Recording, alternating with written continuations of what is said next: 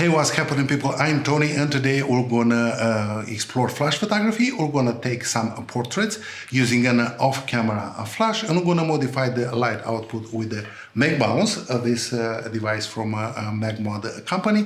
I have no affiliation with them, but I like that products and I use them a lot. The MagBounce is meant to be used with your speed light on top of your camera and to diffuse your light. You don't have a very direct flash.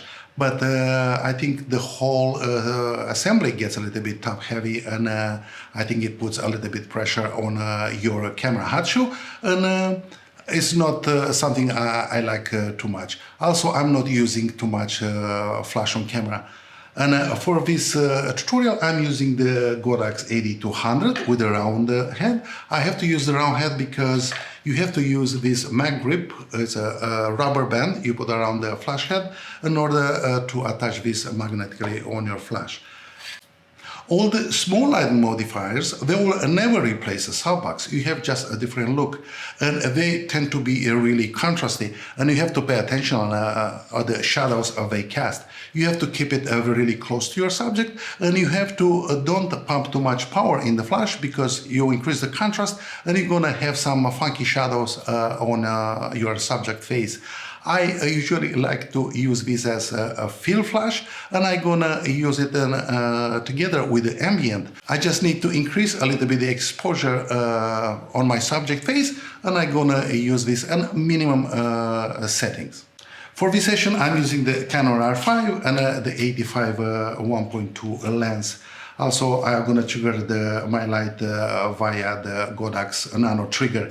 I'm using the telephoto lens with a really wide aperture because I want to blur the background. We are in a tight quarters here, and I need to separate my subject for the background. And also, to enhance the separation, I'm going to use the fill flash from my Godox 8200 with the MagBounce.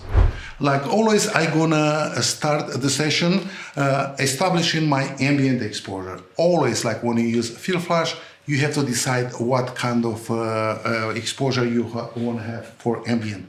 I'm gonna take a couple of readings. I'm gonna snap a couple of pictures to make sure I like the background, and after that, we're gonna bring our subject in. We have Leo with us today. Usually it's behind the video camera, but he's gonna pose for this session. I'm gonna already establish my exposure for the background. I can shoot at 1/200 of a second and ISO 100 at f1.2.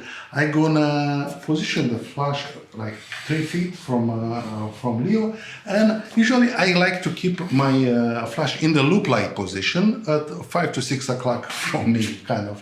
And the loop light pattern is flattering for everybody. And I like to start on this position, and after that I'm gonna move around if I have to. But usually loop lighting, it always gives you the best result. I'm gonna make sure that the flash is maybe like 1 foot above his eye level. We're gonna establish the flash output via TTL. I have the face priority selected on my camera, and depends of your camera manufacturer. We're going to have different settings for that, and that means the flash output are going to be dictated by the exposure on his face. We're going to prioritize the exposure on his face. So I'm going to take just a test flash to get my base exposure. From my experience, I know with this setup, I have to do some exposure compensation. I have to dial down my flash when I shoot a TTL, minus 3/10 or minus 7/10 of a stop. I'm going to start with minus 7/10 of a stop right now.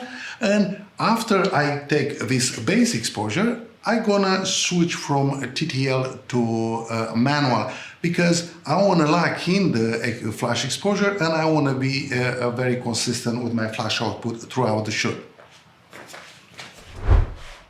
I think I can increase. I'm a minus 7/10 of a stop. I'm gonna increase to minus 3/10 of a stop right now, just a little bit underexposed. I want to make sure I don't have any burn highlights.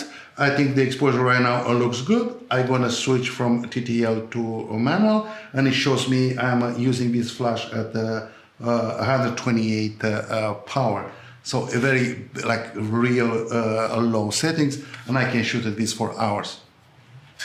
As you can see in all these pictures, we use the flash almost in the same position and a very minimal output. Most of the picture was shot between 128 and 256 power on the flash. This is a really powerful flash, and the Mag Bounce is a very efficient modifier, and I think it works really good. As you can see, it helps a lot to separate our subject from the background.